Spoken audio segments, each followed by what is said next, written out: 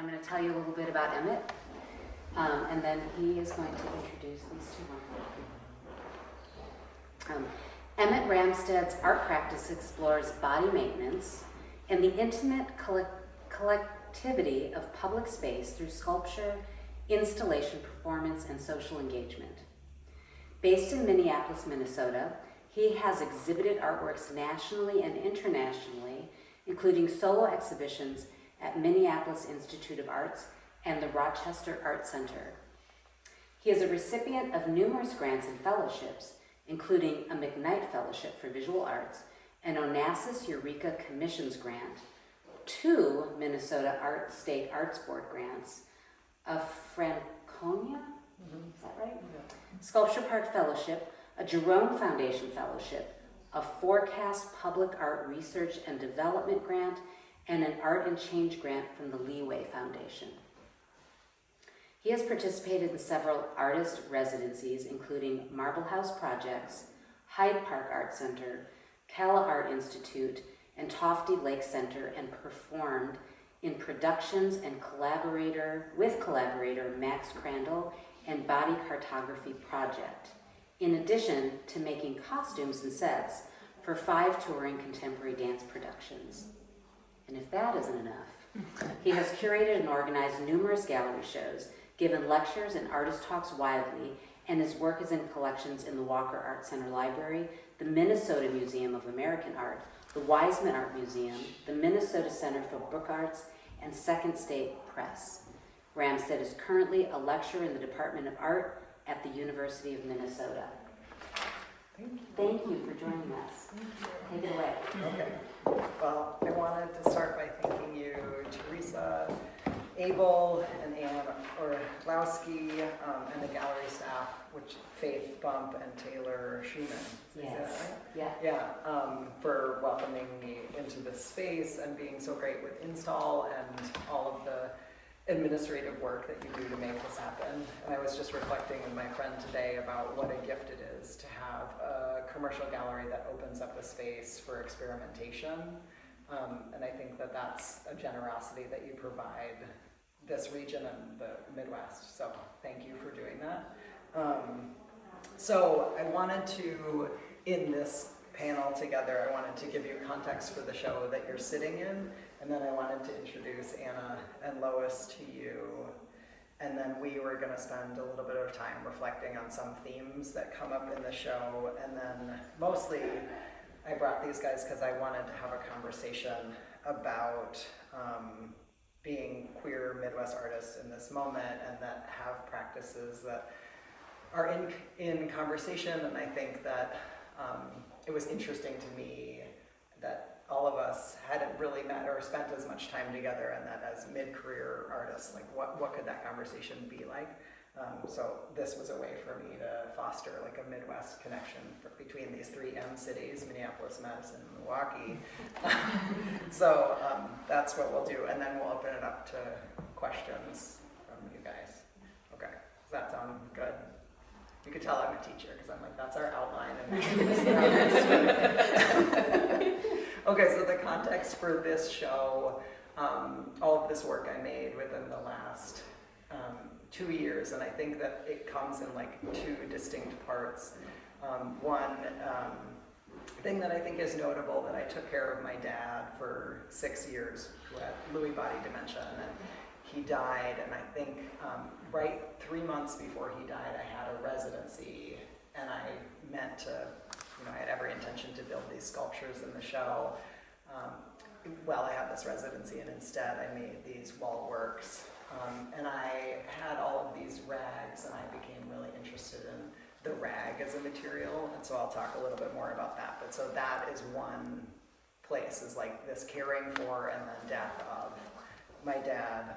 And the other that I was really reflecting on, and I was excited to be in the Midwest for this show, is thinking about the place of traveling freeways within the Midwest, and the flatness and this like feeling that I have of like kinship and a desire to leave. So this like, it feels like a tension between feeling part of and in looking out and then not wanting to stop. And so I think that I was like, that feels like a theme that related also to this experience of caring. And another one in this show, I think, is I'm very materially based in my practice. And so this was introducing rag. So I'd been on, before the show, I'd been on like, moved from towel dispensers to tissue boxes, and then this was introduction of rag to my practice. And I think the rag became important to me because it was, the function of a rag is to extend the use beyond its initial purpose. So like, this was a towel and now this is a rag, and this rag can do this other thing. And I think to me it became a way to think about our lives, or like, what is an afterlife? What is it to die? What is an archive? And those questions that have been foundational to my work. But I think the rag came to represent all of those things. So I think that that's some of the story. And then each of these like flat wall works kind of told it, or like when I was making them, they kind of told a story of different artists that inspired me.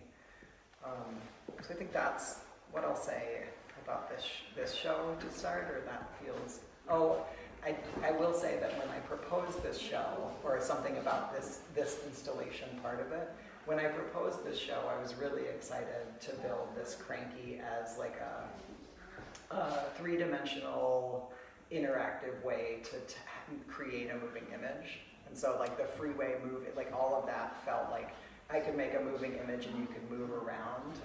So I wanted to do like almost an exploded cinema, or like play with this idea of time, that it can move and that it's close enough to touch. So I could bring the material close to the viewer and have them interact and create a story themselves.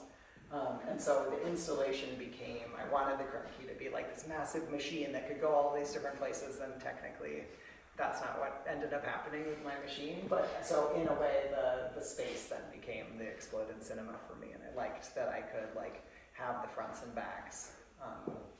And the thing I didn't say was like the storage facility units were like a huge central for the last couple of years, like driving and being like red door, red door, red door, blue door, blue door, blue door, orange, orange, orange, orange, green, green, green. And I was like, what is in those doors? Like, what is it? What is all this stuff? What do we need? What is the stuff? What's the purpose? And I was like going through my dad's stuff, all the towels and all the things, like, what do we, So that was like became a question, and then became a visual motif of like square, square, square, which, so that's like this. It felt like moving through and around. So that's that. And then I want to introduce both of you, your bios on my phone. This is Lois Bielefeld. Can I say her? Bielefeld, yeah. Bielefeld. Is a queer series-based artist working in photography, audio, video, and performance. Their work continually asks what links routine and ritual to the formation of identity, personhood, and the development of meaning making, which feels very in keeping with a lot of these things. And this is Anna Campbell, who is an artist, designer, and professor based in Tejas, or Madison, I'm saying Tejas, Madison, Wisconsin, and Lena P. Hoking, New York. Yeah.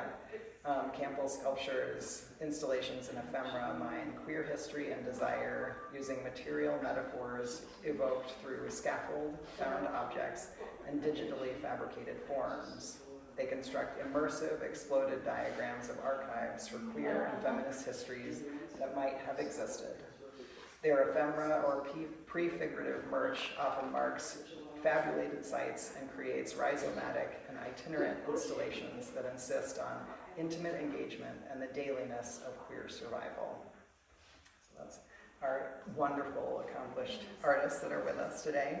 And so I think that I want to open it to us to talk about these themes that I see cross and carry between our work, which is materials telling a story, the idea of what is slowness or what is time, and then the urgency to keep going. So I think I'll open it at that. And then we each have questions for each other. Maybe we'll bring in after.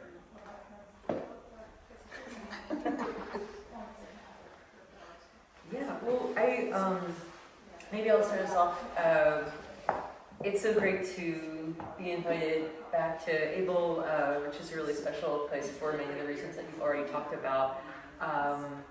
But I only just yesterday met Emmett in person, but I've been teaching about your work through the writing of Jean Vaccaro for, I want to say, at least 8 years or so. So When I emailed you, I was like, you're not going to know who I am. Yeah, I was like, okay, fine. So maybe one way in that would be kind of fun, and if you're excited by an academic text, there's one called Felt Matters, and that's really extensive and talks about some earlier work. But I think that your practice and way of working has been really influential on an ongoing basis to what Vaccaro's been writing about. So a slightly more recent piece called Handmade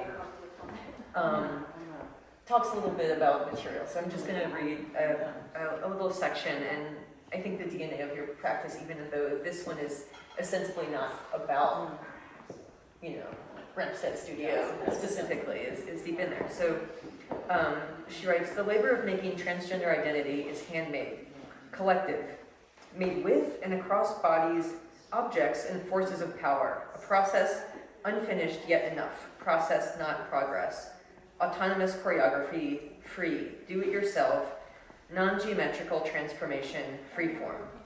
The handmade is a haptic, affective theorization of the transgender body, a motive animating material experience, and a cumulative felt matter.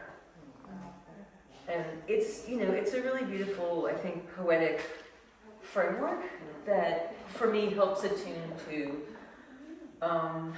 some of the rawness, some of the vulnerability, the visibility of stitches, the way that this work invites us to come inside, right, and be part of what you're doing, that there would be the sense of maybe the rags as undervalued, and then through the process of the work revalued feels really important, and just that sense of materiality and maybe agency in world building that happens with something that shouldn't even be recognized as having value at all is something that I feel really excited about when I'm in this space with your work. Oh, it's interesting. Thank you for bringing in the text. When Jean Vaccaro, I don't know how many of you read that text, she came to my studio when I was just out of my MFA program and then read my thesis and wrote that work. But at the time, the work I was making, I was like thinking through Deleuze and like becoming and the body becoming. And I think that, gosh, how long ago was that? It was like nearly 20 years ago that I was making the work that she was talking about. So when you were bringing that up or even thinking about the handmade, one thing that I think that has expanded beyond at the time of being in grad school and being like a young trans artist, like I always felt at odds, or like I have to like defend or make or create space for this important body there's like almost a preciousness to like this important and protect this and like prove and be here. And I think like 20 years later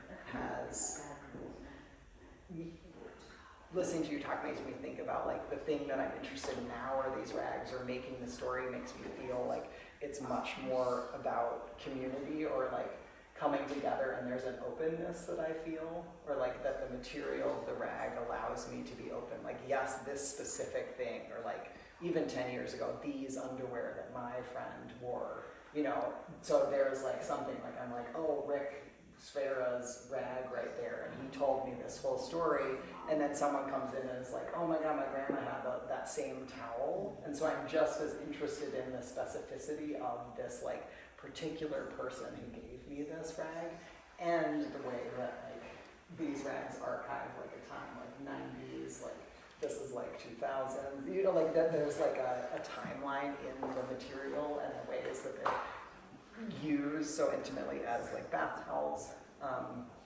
So I like that, like, idea, and I think that it's almost even less like that it's the handmade quality that it is, like the material has history and the material tells like both this like very specific and important community story and then something that expands out into like a personal, like, Emmett and your stuff, and into like, oh, and me and mine too, if that makes sense. Yeah.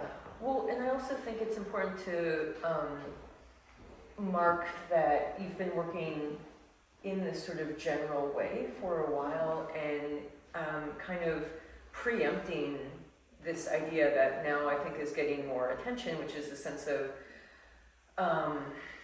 when we're doing work about identity and specifically trans identity, how visibility absolutely is a trap in the ways that that can be limiting or forcing a certain kind of extractive measure. And so, especially to have been doing this for now more than a decade, I think is a really important way of understanding some of the politics of the work and what you're, where and to whom the generosity in the work extends, and where some of the protectiveness also and the sort of privacy is in play.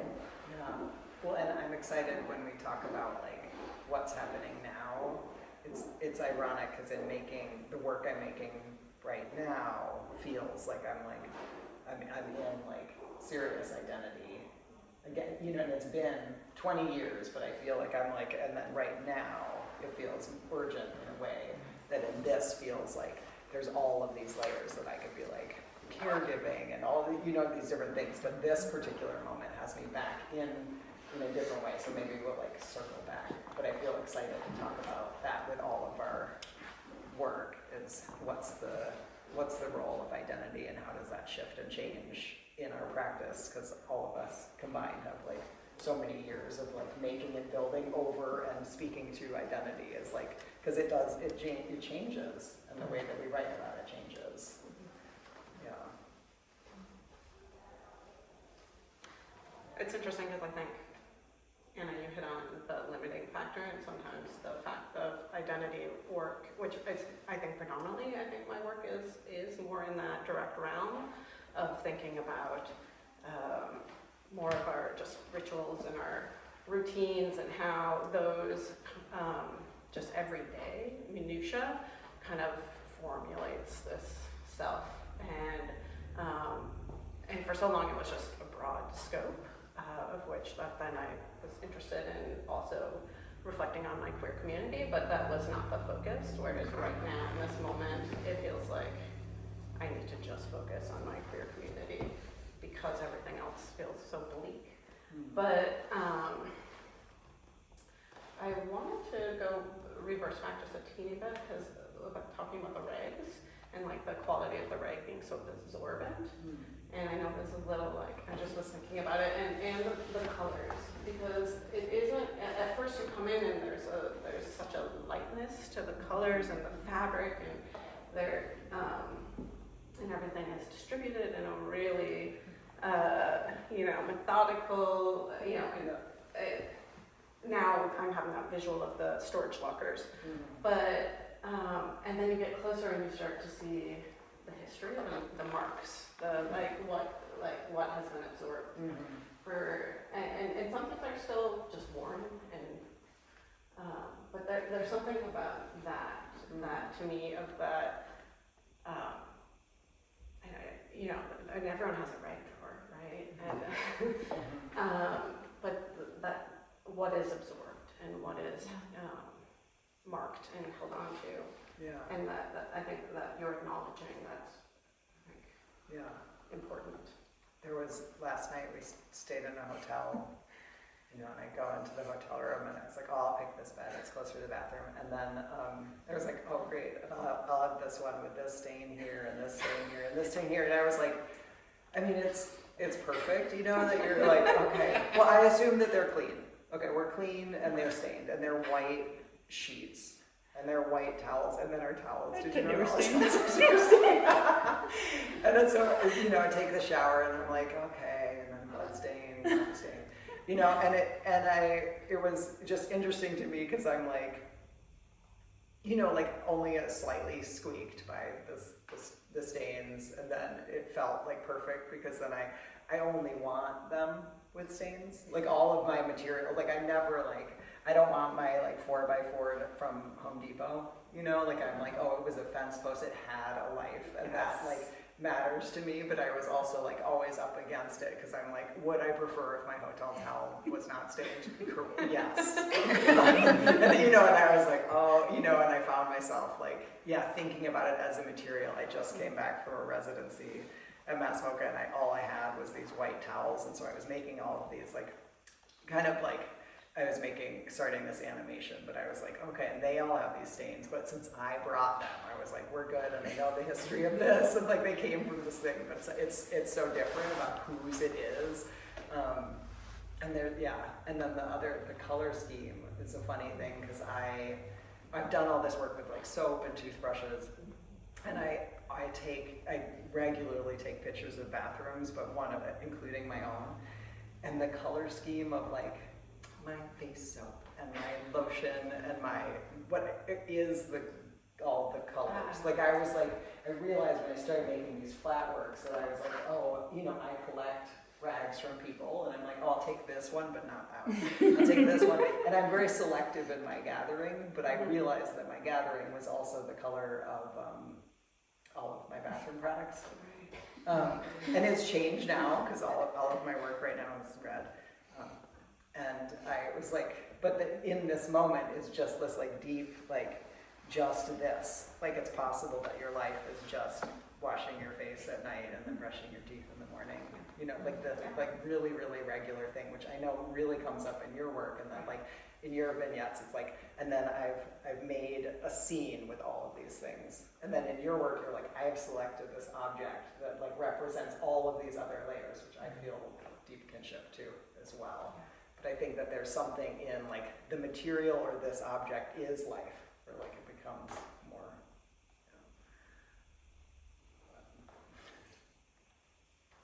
Yeah. Okay. Well, I want to ask the question then of. So we started talking about it, but I'm curious that you as practitioners here and are very close to me is like, how are we responding to this moment of politics now, and like what do you feel drawn to make? Like I feel like we've got a lot of artists here, like what are we doing now? What feels important? Is it fast? Is it not? Like I think that there's like, are we stopping? Are we slowing down and waiting? Are we going? Like what is the vibe? that's what I mean, and I'm curious for all of you guys too. It's like what now? And I think as makers, yeah. Well, I mean, I'm really grateful for the prompt because I think it forces a certain articulation that maybe we follow our instincts, and then, you know, with a question like this, you can zoom out a little bit. So for a long time, I've been thinking about what histories are preserved and which are lost, and what goes in archives and informal versus formal archives, and doing different interventions with archive sites. Building my own exploded archive. When you said exploded cinema, I was like, yes, everything can be exploded. Let's get it down to like the bits. And so I'm balancing two projects right now. One is called Archive Aftercare, and that's really about like going through materials that have wished to be an artwork for a long time, but that we've just been kind of hanging out together. And so thinking through like what can become of those, and allowing for chance and instinct and, you know, the ritual kind of like dailiness to let things emerge and let there be a kind of fluidity. And then the other one is called Against Our Erosion, and I was previously describing it very much about following the lessons of Black feminist thought around activism that is based around pleasure, right? Pleasure activism as this kind of construct. And so how do we stay in the fight for a long time and that it can't be because everything is always depleting. Some of the work has to be really about recharging and centering pleasure. And so this is a project that focuses on re-speech in the Rockaways in New York City. And it's a space that, at least since the 40s, has been a queer beach and is now facing ecological, environmental destruction, potential gentrification and governmental intervention, and just, broad cultural attacks. And so, this is a sort of perfect storm in literal and metaphorical ways. And so I've been doing is shooting out there, making work, and then talking to a lot of people. And so building this oral history archive is this way where then it's like, okay, if the archive doesn't do what we need it to do, what if we then, build where that needs to be? So that's going to keep me going for at least the next year, but it's a long, trajectory. Yeah, it's like there's urgency to do this, and then also an understanding that this is like a time-based thing too, that's long. Yeah, just both. And what I like to do is just all by myself, alone in the studio, no no other outside forces. And this is really forcing me to cold call numerous people. I'm you have to make friends. You have to really. It's a deeply emotional and community dependent practice. So it's about kind of forcing and implicating yourself in the community that you know exists, and then allowing people to connect to one another through hopefully the viscera of what these oral histories will be in the videos with them. It's interesting because I'm working with a lot of conversations as well right now with, I'm just started a body of work about queer chosen family, and initially I was thinking in my head that it would be just about my chosen family, and then that felt really loaded and it felt sticky. And so there are definitely, I am photographing some of my queer chosen family, and there's some drama.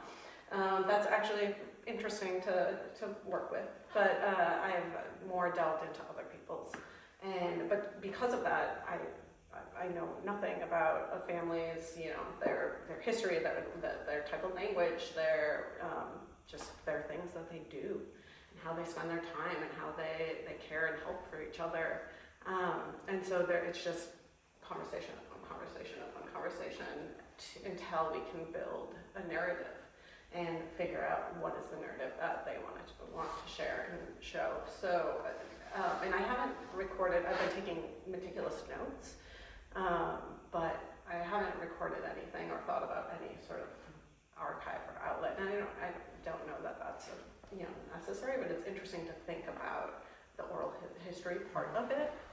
And I think there's something, friendship is such an interesting, thing that we have, but how often are we declaring that, you're my family? I see you as a father figure, or I see you as, an auntie. And that there's such a powerful thing about declaring and then in this sharing. But to do that work at all, I think this is maybe an exciting connection, is this sense of care and commitment flowing through, whether that's these interactions that you build in order to support the photography, or the way that these networks of people get pulled into these works made from ostensible rags is kind of really exciting to think about. Care in the face of, I was, I think there's something about this, or I've talked to a lot of artists lately, and I'm just I'm hearing you, Anna, talking about what this touch tone place, and both your personal archive and taking care of it, but then the idea of a space that you can go and pleasure and connection, and then for you is how do we connect and how do we choose this place? But they both feel doing this, and I I find myself, like I made all of this work and I find in this moment, I want to be making work about like signposts, and I'm thinking about what is a gay beach, which we talked about last night, which is like, what is this like space? And then I also, in my backyard, we just did a play adaptation of Faggots and Their Friends Between Revolutions, and I was reflecting on that all, like, it was mostly like people who do theater, and they came together. It was very sweet, all these different roles people took on. It was 16 people, and we did it in a month for an audience of 50 in a backyard. But that feels like this, like making us, like, it's like a very important political utopic work, which I think yours is like important political utopic, and then also the desire is to keep it small and to keep it safe.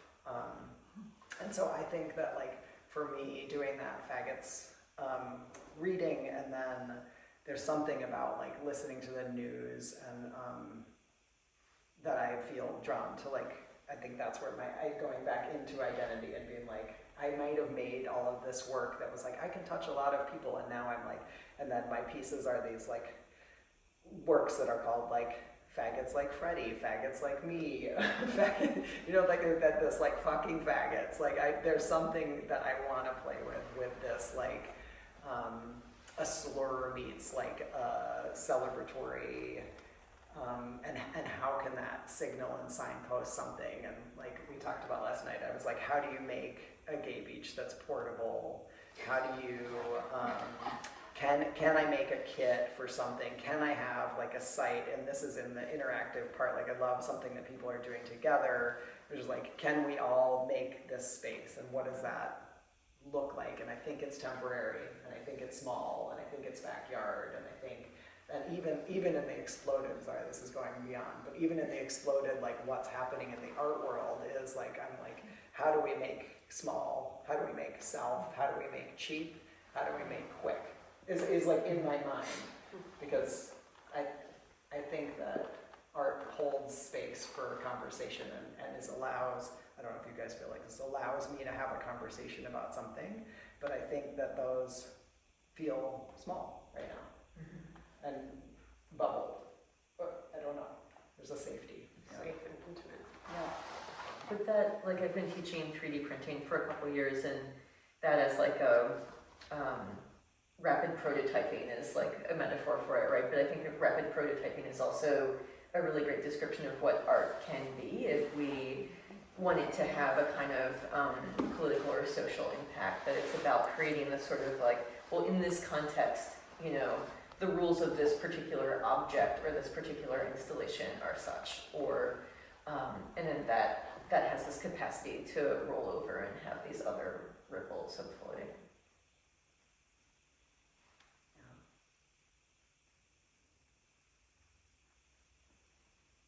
Can I ask about titles for a second? Because this is, we pre-gamed a couple of questions, but this is not one of them. But once your work goes into a certain environment, sometimes that's it, and then your capacity to influence like what it's next to, or how it's framed, or how else it exists is sometimes up for grabs. And so this idea of like, no, the title is going to have a slur, so that's just going to be in it, and so that's going to be part of the discussion and the reception, and that's how it's going to have to go. Or with your titles, which are like paragraphs, deliciously lengthy, yeah, just a sense of like, no, I'm narrating, and the one thing that can't be extracted from this photographic image is the language that I'm using to describe it, because that's sort of parceled in. So whatever else might be, and I'm maybe saying this from a little bit of experience, whatever else might be like attached in wall text that misrecognizes or detours on purpose the radicalism of the work, like this language stays and kind of emphasizes a radical interpretation of the work rather than a sort of assimilationist or safe one.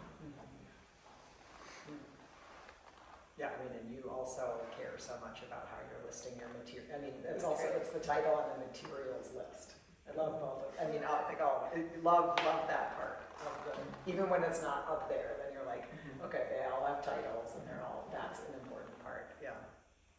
Yeah, you talk about your titles of your.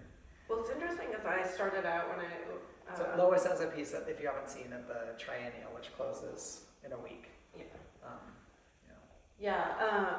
And they're, pretty personal and expansive, I would say, because, and I think I am trying to condense all of the history that people have extolled to me and shared and try to and it's funny because I'm working on one right now with family, Glennis and Mona, and their family goes back to the 90s. And so originally they were just like, oh, we'll just call it Our Chosen Family. And I'm like, well, I think we can go a little more into some of the details. Let's talk about why do you have a breathing machine here in the photograph? Why is this person really looking at their watch? I think you have to give the viewer a teeny bit more. We don't need to explain things, but just let's expand a teeny bit. And so they then sent me an entire page long title, and I was like, well, that might be, that might take, because I'm notoriously 8 sentences can be a title, and I'm like, but that's too far. But maybe I'm just gonna embrace it. It's such a beautiful.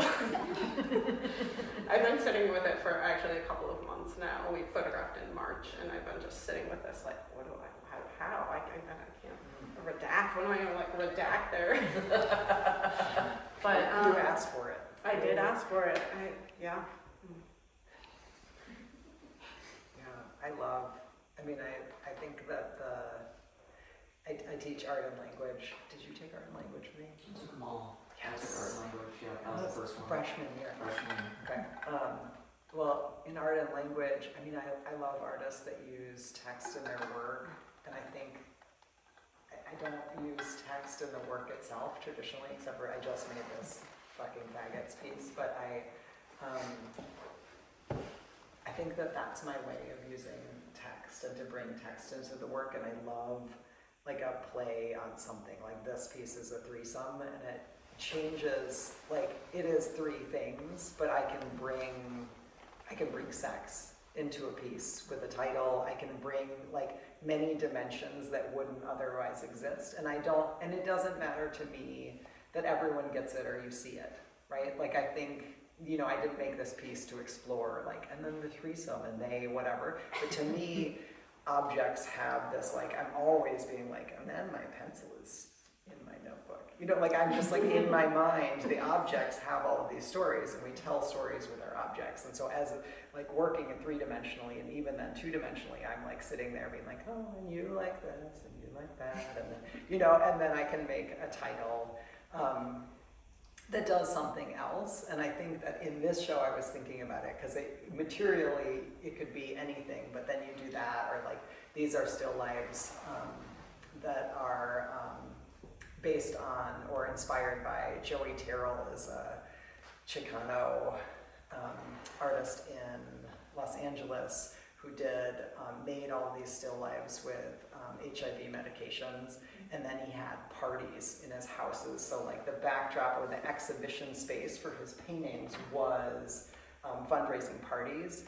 And so, when I started making I made a lot of tissue boxes. These are my flat tissue boxes, but I was oh, they're a party and they're together and the tissue boxes are all together. And then I also feel very inspired, artists, within other artists and what they're doing. And, so I've heard him speak about his work, and then that kind of comes in, and I can bring his work into the space or think about or even just the idea, what is a still life? I love a still life and how that relates to, And then, or these ones, this is Dripping Cloths. There's a fragment of the Sappho poem that I was I made these, and then a friend was like Dripping Cloths like Sappho, but then it's not the right quote, But so then it's after Sophia, my friend, after Sappho, it travels.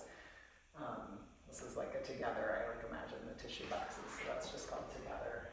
This one's Faggots at the Beach with Jellyfish.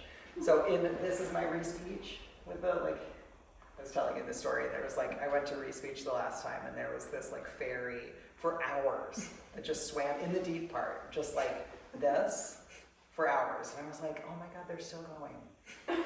They're in their zone, just like over, just like buoyant. And it stuck with me this whole time. And I have many other like beach pieces since then, just this person, over and over. And so this is my like, kind of like their knee pads and, kind of like jockstrappies, towels. Like it's like my imagination of this like jellyfish, beautiful, So I think that like I use my titling to tell a story that can be more specific. But I think that part of that, and this makes me think of like there's like a protective element or like what it feels like to go back into making identity-based work, is that when I was in grad school and I had to like they wanted me to be like, well, you have to explain what it is to be a transgender artist. I mean, it was just bullshit. It sucked. I had a terrible time in grad school, and I got really, really protective. And I was like, okay, well, this could be about anything. Like, I was like, it's not just about this, And for years, it's like, it's not just about, like, I'm not just like a trans artist. I have all these things, and this is part of it. So now I'm like, well, it's great to be older and be like, well, yeah, it's this, and it's this, and it's that. And so I feel like I'm like, yeah, I can approach this work and be like, yep, and identity work now in a way that I felt I couldn't, because I was like, so I think that maybe some of these titling still is a way for me to be like, yep, and just a little bit over here, but it's a little protective too. It's like if you get it, and then if you do, then you're my audience. But which like I have to think more about, but I think that there is like some protective things, and we talk a lot about how in the art world you have to like, you're navigating the way that you speak about identity or not, and like how that has you in a show or doesn't have you in a show, or like funding or all of the things, and we're like doing this, and I think it's often only like one aspect. Talk about I like the way you talk about your materials as like your list. You do the titling, but you also do like, you're very specific about the way you. Yeah, that's funny, because I think about the titles as being the irregular part, and then the materials is just a very like obsessively tight. You could say mixed accurate, media. like, You do not say mixed media, which from my class. I'm like, I really don't like the mixed media. I'm like, you have to say what it is. But if there's a parking meter from the same generation of the Stonewall riots, and that's the parking meter that I got because it has a 5-cent slot rather than a 25-cent slot, you have to say it, because the year matters, and Well, you have to say it, but not everyone does. I must say it. Yes. Yeah. I mean, because that specificity matters. Right. Like if the material does matter, if it's donated, if you got it at a thrift store, if you whatever, that we're working with so little. Yeah, I mean, especially we can say like in the flattening moment of social media, where images are kind of like moving through, channels that we imagine are immaterial, even though they technically are material. The sense that no, we have to actually anchor recognition on the fact that these kinds of forms and objects have a really specific history, and that's the absorption that you brought up earlier, I think is a really great way to describe that, because they do all have these really necessary and clear histories, and then those are part of what tells the story, because we're not just making images, we're making things that operate in our material reality. And also, I think the reorientation of how you're repositioning, I mean, both of you are repositioning something, and we're thinking about it now in a completely new way. And not only is it the history that's like coming with an object, right? But also the object's own sort of, agency, or, that has its own, right? That I think both of you are bringing in, like, I don't know, the rag has value. I mean, you said that kind of earlier on, this, attributing a value to some degree, but. Well, and I'm also the one of the photos in a triennial that I keep flashing back to there's this detail moment where there's a stack of Alison Bechdel comic books, and then there's a giant plate of raw steaks that's on top of it, and I just feel like, okay, so we're doing these maybe like in this tactile, literal way, but that's a part of a tableau that is very real, and like, maybe it's not possible in the same way to do it in the gallery, but you can smell it when you're looking at that image. It has a whole sort of life that it's telegraphing that is a not uncomplicated one. Yes. Yeah. And then my wife's vegan tattoo. Did Susie pick that? Actually, that was a Susie and me thing, because we have steak nights together, and but the Bechdel stack was Luke's. The backstory on how Lois and I met is that an old friend from college lives in Milwaukee, and I was coming through, and like, oh, maybe we'll see each other, and then introduce us. So we have an older connection, and then since I just visited Milwaukee and had this experience of like, I know your work and this chosen family, and then I came, and then they were all getting together, and then I was like, oh, and I left, and I got in my car, and I was like, I wish that I had such like a beautiful, robust, like extended queer community, and and then like was just like, how do I build? Like I just was really reflecting on like it was intergenerational, and these people have these kids, and then later we talked, and we're like, oh my god, this faction of this, but from the outside I was like, oh, faction in Milwaukee, we have custard together, we ride our bikes, like yes, and we frolic, and and I came home and I was like, what am I missing in my little life? But and nothing's ever that simple, and I think that your titles speak to like it's so much more complex, and that you could choose someone that you're like chosen family, and even within our like biological families, that there's like rifts, and there's like coming together and going apart, and I think that it's nice to have a title that captures the complexity, and that's what I think yours is like this and that, which means like it's more complex than what we're looking at, and it's not perfect either.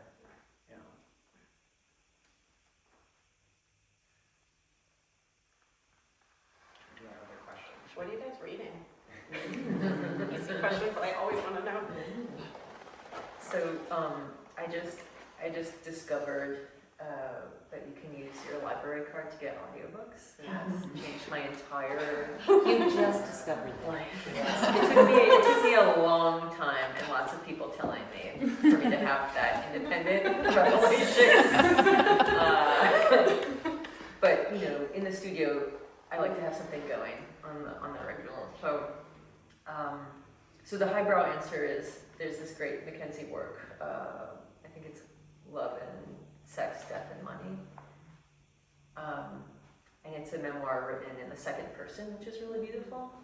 And Work is someone who's known for writing about like communism and digital media and networks, and so this is something that gets more personal and is really delightful. And then I've also been doing like a lot of what I would call like fitness memoirs. Alison Bechdel. I was saying Alison Bechdel recent, yeah. So I mean that was definitely she preempts that, but there's a book called Swole, which is written by Michael Brodeur, who's an opera critic and a mayor, and has this really great memoir about the politics of bodybuilding, and then him getting swole, and then like 6 other books that fit in that category that are not quite as good as that one, and then I did a sort of like memoir cleanse, so then I listened to what we don't talk about when we talk about fat, which is a book by Aubrey Gordon, and it's just a really smart, like broad social analysis that she doesn't read in the audiobook, which is the only thing I can say doesn't speak to the, That's my lots of memoir, lots of personal story. It feels like the right thing to have in the studio. And it's also really nice to have something that has like 9 hours of length, because I think, to relate to your question earlier, like a podcast that turns over every 45 minutes creates this sort of sense of tension and like distress and like fraction time that is not great. It's much better to hear about New Zealand in the 70s from Mackenzie Moore. Yeah.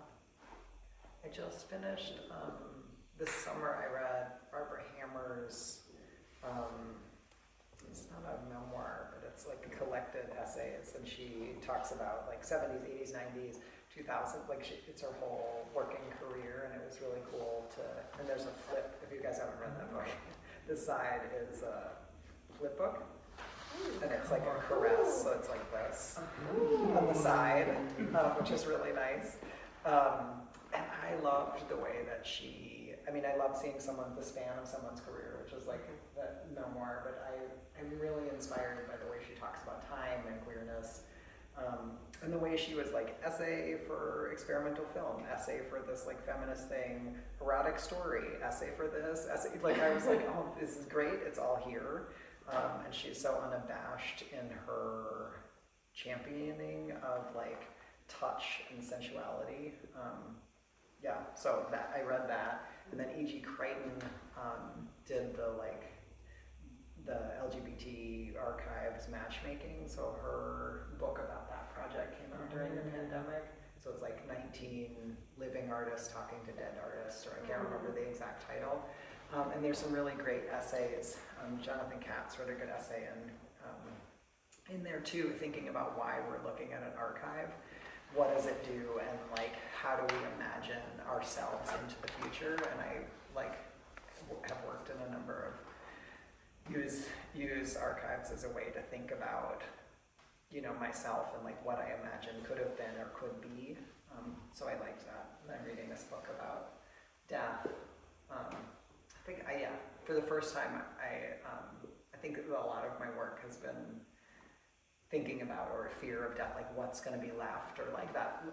And I'm so scared, and somehow, like when my dad died, or I was in that, then I'm like, yeah, okay, and I could die today, and we're good. We ate breakfast, and look at this talk, and then I died, and I feel much more like able to like imagine, and I think I've felt precious for a lot of my life, of like, I have to keep this one thing, because if this person dies, then this is the only thing I've got, and this is everything. So I'm reading about death, beyond just the archive precious, into like this is my last day, okay, what? So, I was too scared, now I can say the D word. What are you reading? I just spent the past 2 weeks reading 2 books simultaneously, and I don't know if you guys do that, and it merges and has weird conversations, but these 2 work really well together.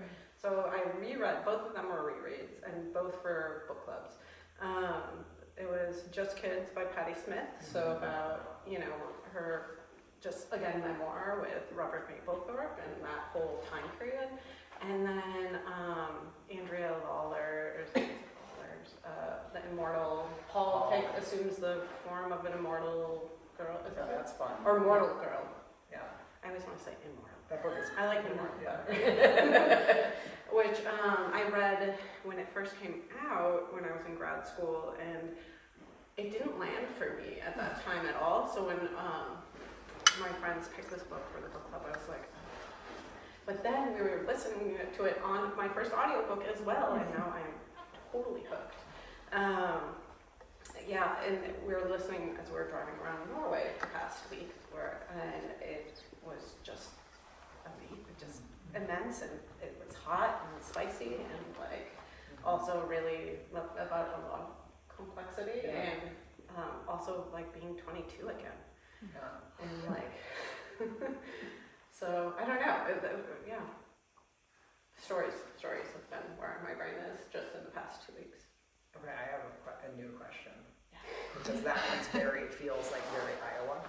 That like Yes, starts it in is. Iowa. It's It in feels like Iowa, very yes. Midwest. Yes. If you guys have read that book is fantastic, but very Iowa. So how does being an artist, working, I know you work in New York too, but working in the Midwest shape your work?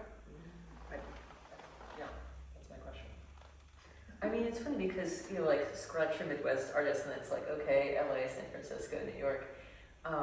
So that framework, I think there's an idea of what a Midwest artist should be, and that creates a kind of curatorial conundrum, because why waste the attention on a rural Midwestern kind of like salt of the earth art show if you're gonna muck it up with a queer artist kind of thing. I think there's like a sense of like, what do we do with these folks?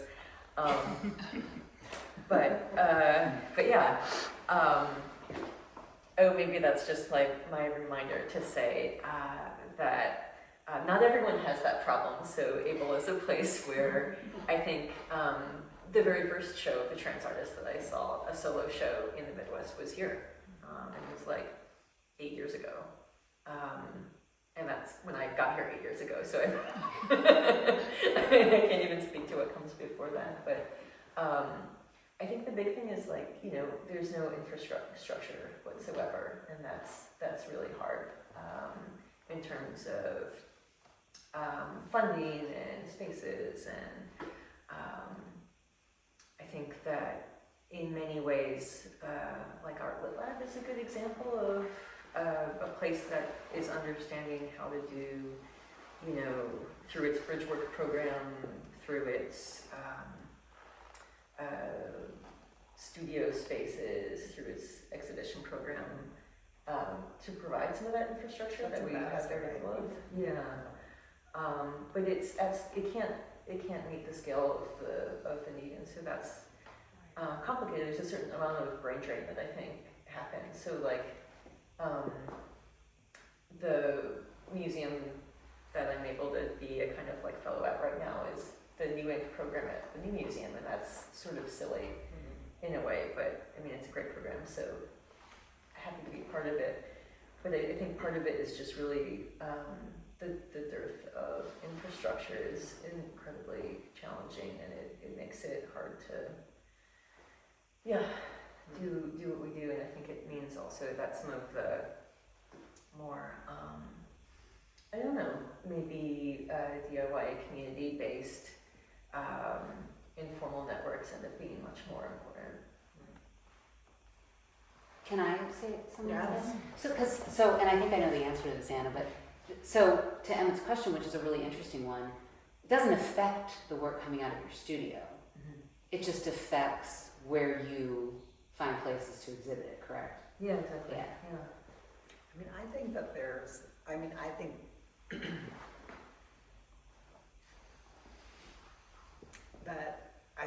the landscape, or like making within and here, does influence the work. Like being in the Midwest has like the winter has an impact on the making.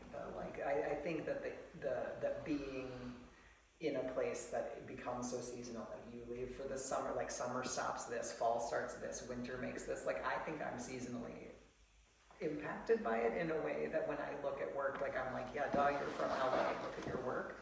Right. Sometimes, not all the time, but I think that I do think that seeps in, or it seeps into this, like when I'm like, this is like the white, like expanse of that I come from, which is just like, I think that comes in, or like when Catherine Opie came to Minnesota and shot the ice houses, like, I mean, she's coming from LA and looking at that, and I was like, like that.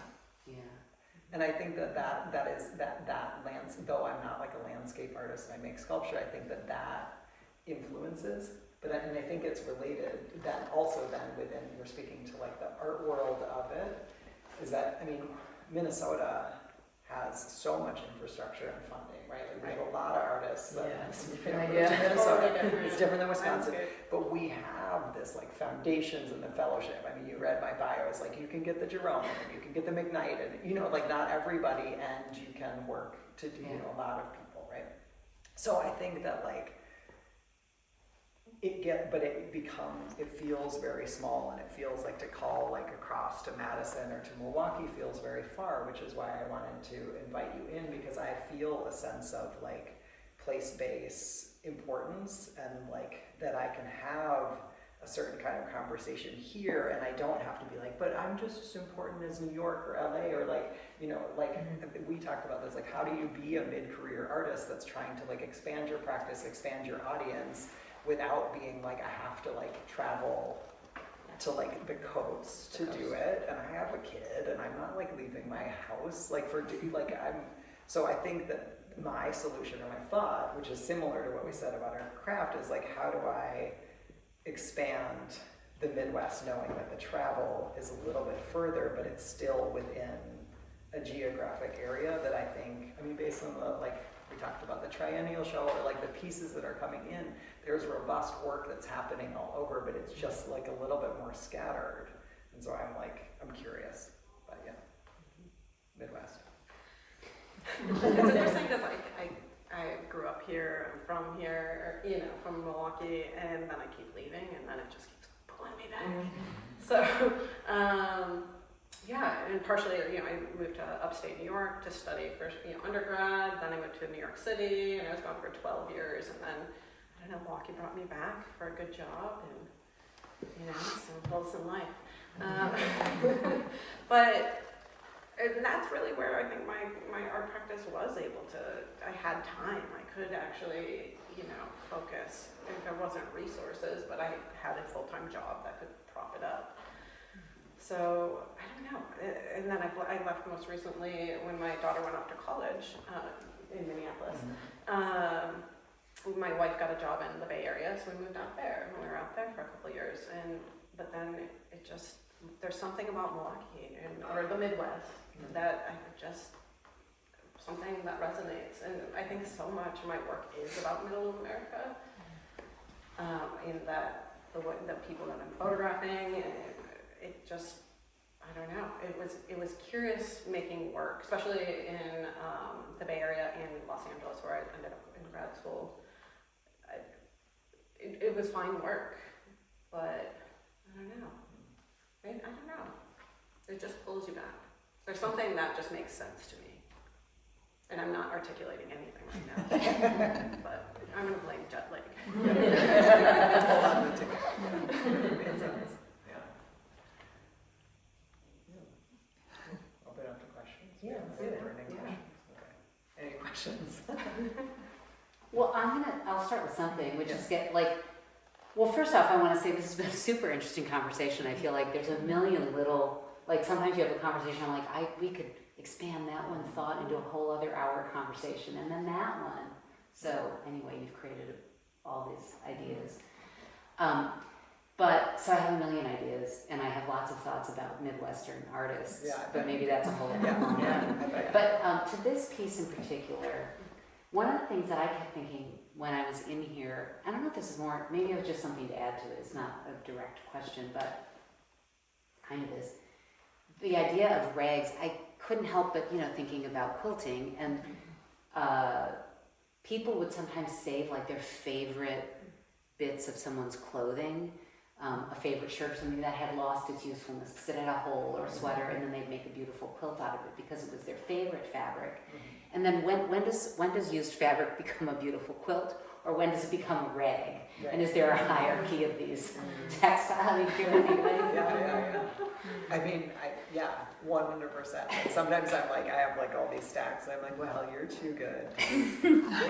I'm just gonna keep you, but I also am of the school of thought that like, if you don't use it, then you're never gonna you know, like I have like, and my grandma's mug, you know, and I'm like, but if I don't use it, I won't ever look at it, and I might break it, and I'm probably gonna break it. But I'd rather put it in something, you know, like if we're too precious, and then you put all of your silver in a little thing, and then I'm at a thrift store in Stoughton, and then there's someone's like, you open it up and the silver's been sitting in here. I'm like, what's the point? That's my mother. We were cleaning out her house. Right. She had like wedding gifts, No, like a good set of dishes exactly. she never used That for never 40 years. Right. So there's like, and that's the story. She's like, we're saving it for good, and I was like, when is good? That was a whole book I wrote about my mom. When is good? Yeah, when is good? Right, like the couch is covered and the things, right? Like, so, and why, you know? Yeah, it's the same with like, there's a student, I've taught at the University of Minnesota for the last 11 years, and my favorite, I don't know if this was the year that you were there, but one of my students gave the like student commencement address part and came up there and was like wearing leather pants and was like, if it's in your closet and you don't wear it, you have to ask yourself whether or not it's useful. And there's an occasion and I'm gonna wear these leather pants. But I was like, oh, it's totally like that. And it was like, well, if you're not gonna wear it, then why do you have it? You know, if you're not gonna use it, if you're not gonna, but there's an occasion in the space, and this was it. And it was like, and then, you know, the end, like, wear your leather pants. I was like, oh, this is what I teach.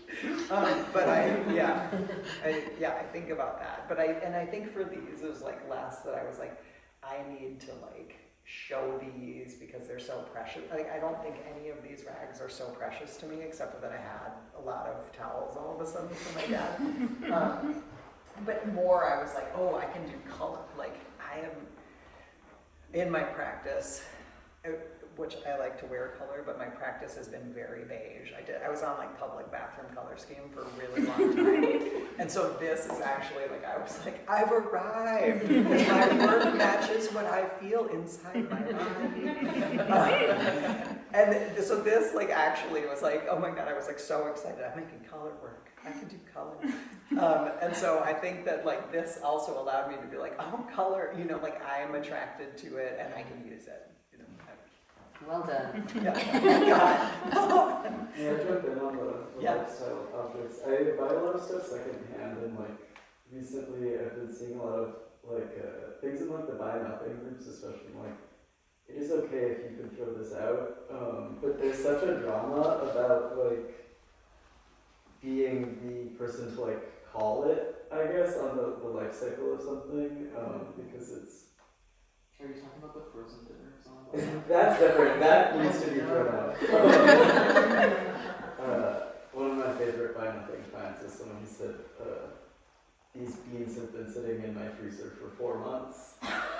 Who wants them? And there were people who said me first. But there's like such a, it becomes like a small moral dilemma of like, when am I done with this object? Like, I have to be the one to say, somebody else probably doesn't want this, especially in like an era of like climate crisis. It can feel really high stakes to throw something away. Yeah, go for it.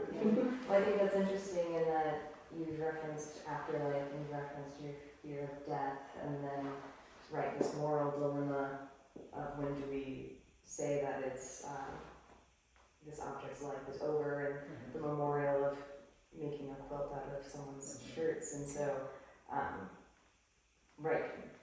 bringing these objects into art, do you feel as if you're giving them immortality and like affinity in a way that takes away the aspect of death for these memories and objects?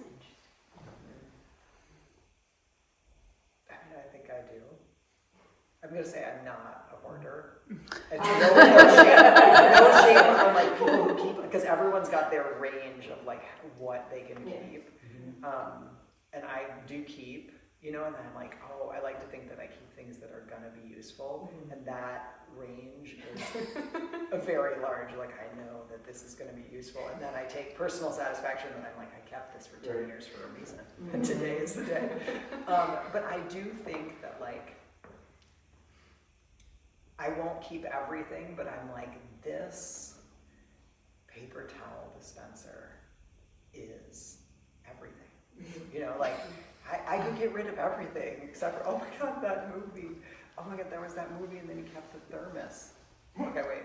Oh, it's a Steve Martin, and he kept the thermos. And then when I was a kid, I cried so hard. Okay, I'm going to go on a small tangent. Steve Martin was in a comedy. Does anyone remember this name? He was in a comedy, and it was supposed to be really funny, and he was like a millionaire, and he lost everything, and then he's like, all I've got is this thermos. And I was like 10 years old, and I cried my fucking eyes out. And it's supposed to be super funny, because he's just got this thermos, but I was like, the thermos is everything, and I turned off the movie, and I was like, hey, it's not funny. It's not funny, dude. I've got this, like, and I still haven't been able to watch it, which I thought, as a kid, Steve Martin's super funny. But, and so I just got this thermos, but I think then I just said it, and I was like, oh my God, it's just this, and this thing could be everything. And I have like this is like personal backstory, but I have like as a kid that I felt like I'd be safe. I've got my notebook, I'm safe. Like this is everything. This is gonna keep me safe as I make this transition to my dad's house, or like this object. And so I've been thinking about it as object fondler.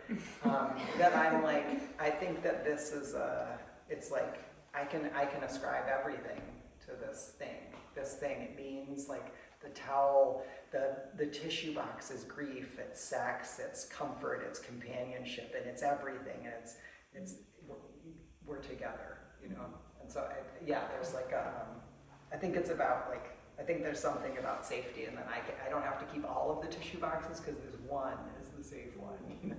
I don't know. That's like a total aside. Woof, therapy. Thank you guys. But like, this idea of like the transitional object to take you from one space to another, it's like my stuffy. And then some of us are just like, nope, transitional objects for the rest of our life. We're just going to make them over and over again. Here's one, here's one, here's one. I'm going to go hang out with some transitional objects later this week. Yes, and then I throw them, I make my sculptures into, like, I'm like, I can't keep this thing chicken coop. I can't keep this thing garbage. Like, I actually get rid of artwork too. That was going to be my next question, was how do you reckon with like, getting rid of art? Yeah, well, so what are you supposed to do with it? Yeah. Nothing, dude.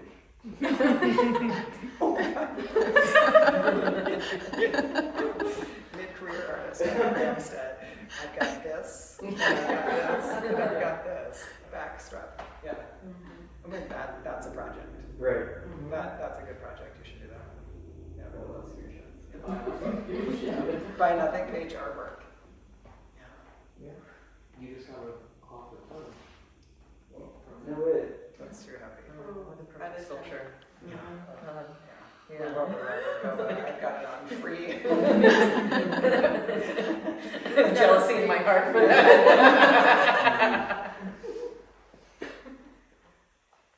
Any other questions? Jill? Well, as you were describing the thermos and crying your eyes out, I couldn't help but think about rag as a word that gets used, for example, being on the rag as a metaphor for menstruation, and also all the feelings and bad affects associated around. Also the fact that many bodies bleed than what is claimed by binary gender, and all the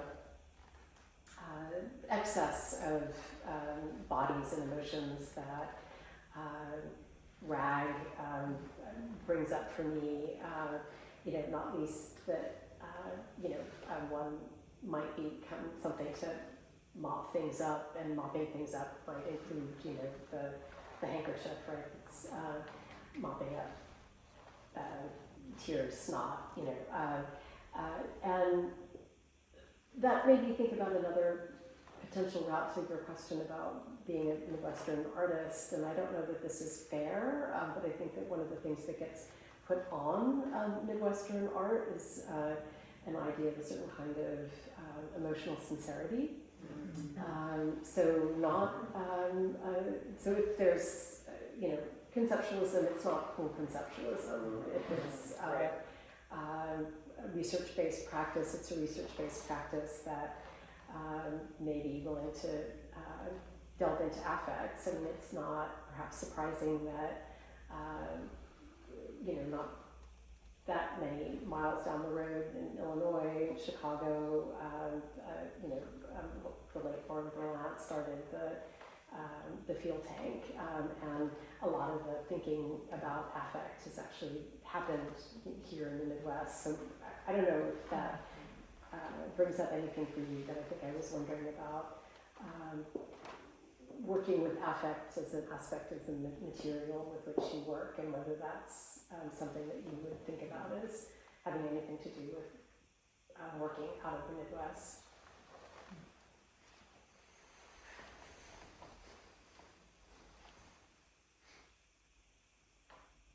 I mean, I have thoughts about it. I think that sincerity makes me think of like then the truth of something, that there's like, this is the truth of this object, and that's something that I like thinking about something and being like, it could be this, it could be this, it could be this. You know, like if I work with socks, that I'm like, well, I like white socks, I'm wearing red, but you know, like for years I did stuff with white socks, and I would only wear white socks because they're like masculine ideal, and you invaginate them, and then you fold them, and you wash them. It was like the multi-layer of something, I think, is like, that it isn't the one truth of the one thing. I do this for this, but I do this for this and this and this and this, and it's expanding. And the more I talk about it, the more I think about how it could be, which I think is a way to circumvent the idea that there's one truth of something. Because I think that comes into like queering of an object, is to be like, there's so many different truths to it, and like each of these aspects make something up. So I like the idea that it isn't like, oh, this artist, and then they're so earnest, and they're so nice, and they're so this, that there could be all of these other layers too. And I think we can get to it through, back to the language use, is that I think one way into that is like, you could have one telling of this picture, and then you tell the story of fondling these breasts that don't want to be there, is another like complicated story. Or you can like name an object, but then also cite like a philosophical text which relates to another thing, is a way that we can have so many layers of meaning. And I think that that's where it is no longer just like the beautiful landscape of this, right? It's like bringing in the like incinerator and the prison and this, right? If any of us, none of us are like landscape painters of the Midwest, where it's like so earnest and pretty and pictorial. I think that complication comes in. But I also think it gets overlooked to flyby in the flyby states. Yeah. But you probably have a response to that. What do you guys? Oh, I like that. I think that's right. Yeah. It's a good question. I want to think of. I also love the like be treated like a rag on the rag, like in at the Museum of Everyday Life, where you had a bathhouse piece a couple of years ago, and that was in the soap cleanness. You guys know the Museum of Everyday Life is in Vermont, and it's like open all the time. It's a wonderful bar, and it's so great. And there was it cleanliness? What was the theme? Yeah, I think that was it. Yeah, it's this like very tiny towel. And people people contribute anything, and it's like, oh, I mean, what a great model. Just like send your stuff in. So this year's theme was stains. And so I mailed in this embroidery I did when I was 20 years old, and it's like, you know, tighty-whitey underwear with menstrual stains on but it's an embroidery. It's like so cute, just this little embroidery. And then I think I wrote like a note. I was like, you know, I made this when I was a young transmasculine artist, but then when they made the label, they were like, young transmasculine artist. And then all these friends started like visiting and take pictures, and they're like, I didn't know you were so young. So I like this telling that I was like, yeah, but the underwear are like this, you know, like it's part. I loved being in the menstrual stain section for sure. You know, it's like nothing that beats the rag. But you know, like it's like so abject, and also so you know, like I have not kept menstrual rags, but I can see that there's real space for that. Yeah. Okay. So this idea of like feeling as abjection and something that's it's like such a combo. Midwest is abject and Midwest is full of feeling, and Midwest is well, which then I guess that becomes, you know, potentially a superpower of things that don't want to be faced or don't want to be recognized otherwise, to just kind of go into that abjection and own it, and that there's a certain power in claiming the what other people can't face to see or don't wish to recognize. I mean, all of us are making work in and with community in some way. And like this morning at breakfast, my friend Mel, who's back here, we were talking about just like Minnesota and Wisconsin in particular have so many collective, like the idea of like building a collective, having a collective this and that is like a deep cooperative root in this place. And so I mean, I don't know if we're just like these artists that happen to do this, but I feel like my practice is really, if not directly related to people or people using something, is like the story of people or bringing together feels like a big theme. And like when you're collecting oral histories, or you're collecting these, there's something about that gather that I don't know. I don't know. I'm no Midwest expert, but it feels like somehow related in this way that like I can stereotype coastal arts being like, and me and mine. Like I have the best show, I've got this thing, and like it could be speaking to and about identity or community, but I don't, but maybe isn't with and out. I've got this, it's way too general. I redact. I'm stretching too far into my like beautiful metaphor. It's no. But I think there's, redact. labor histories and recognition of labor, and the socialist Green Bay Packers, etc., that kind of maybe allow us to think about communal labor and work and connection. Maybe, yeah. Do you think because we've gone to the Green Bay Packers that this is a good place Yeah. to...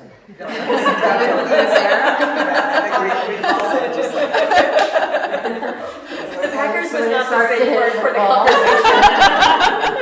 Is there anybody else? One last pressing question at all?